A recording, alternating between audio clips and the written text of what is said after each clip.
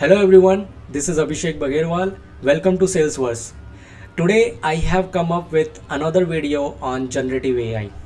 This is about do not just be an AI user, be an AI value creator. So to become an AI value creator, we need to understand what happens behind the scenes when we use a generative AI application or tool.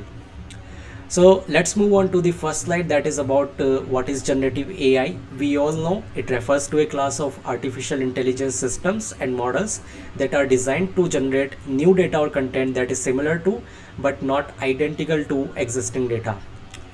Now let's move on to next slide. This is one of the interesting slides that I have, which talks about the difference between traditional AI models versus foundation models. Traditional AI models perform specific tasks and they require training specifically as well. So you can see on the left side there are four models and each model is getting input a different kind of data, text, image, audio or video, and they are performing their specific tasks. Whereas on the right side there is the foundation model. It is accepting all kinds of this data as a parameter, as an input, and it is performing the multiple tasks, and this model is pre-trained. You can use this model without specific training, or you can also train it. That is called the fine-tuning of foundation models. Now let's move on to next slide that talks about the how training of a foundational model works. Because when we talk about that, it can accept any kind of input and it can perform multiple tasks. That means it has to be trained on a lot of data than the traditional models, which were being trained on very small amount of data. So this is an example of training of a foundation model. That is, Bloom is a multilingual model with similar architecture to GPT-3. It was developed in 2022 as a collaborative effort involving over 1,000 scientists and the Hugging Space team. Now we are going to talk about Hugging Space team as well. The model has 176 billion parameters and training took 3.5 months using 384 NVIDIA A100 GPUs. So you can think of how massive it is and how bigger it is to train a foundation model. Although the Bloom checkpoint requires 330 GB of storage, it will run on a standalone PC with 16 GB of RAM. Bloom can create text in 46 languages and write code in 13 programming languages.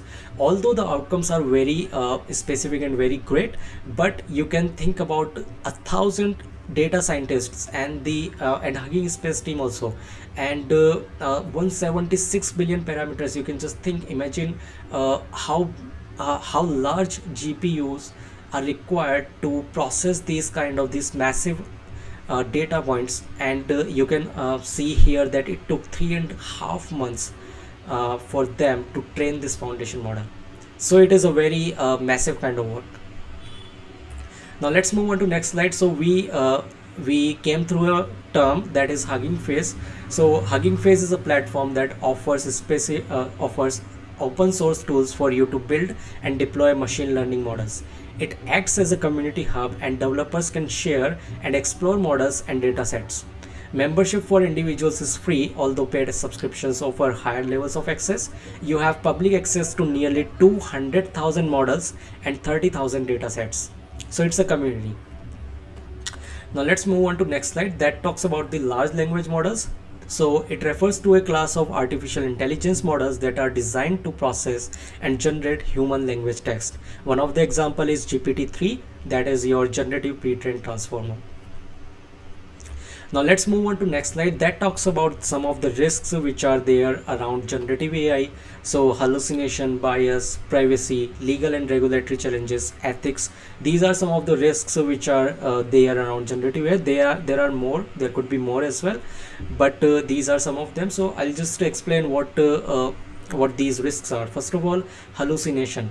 So hallucination is basically your generative AI model or your foundation model or your generative AI tool has given you the results which are obviously false, but it is so confident that it is saying that it is true.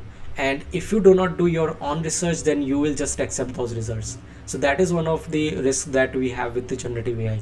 Then bias, obviously it could produce the results which are tending towards a specific group of people. Then there is privacy. The foundation models could be trained on your personal data, so that is one of the risks are there.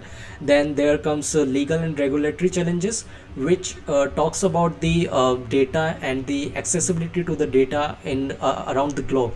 So different countries have their different policies on the data, and it tend to change with the time. So your model should get adjusted with the change in these legal and regulatory challenges as well.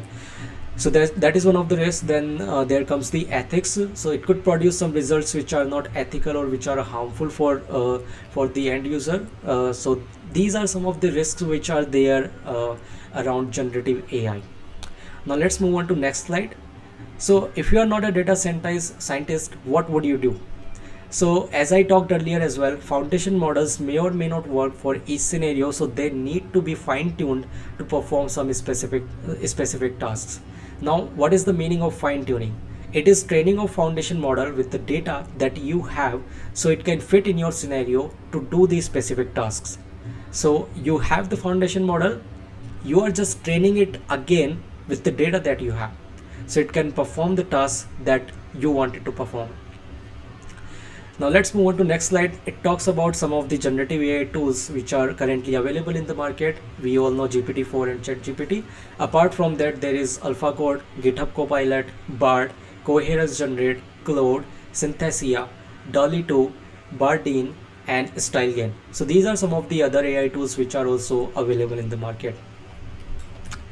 So thank you. That's all we are going to talk about in this video. Now you are on the path to be an AI value creator because you understand what is happening behind the scenes of this generative AI. Thanks for watching.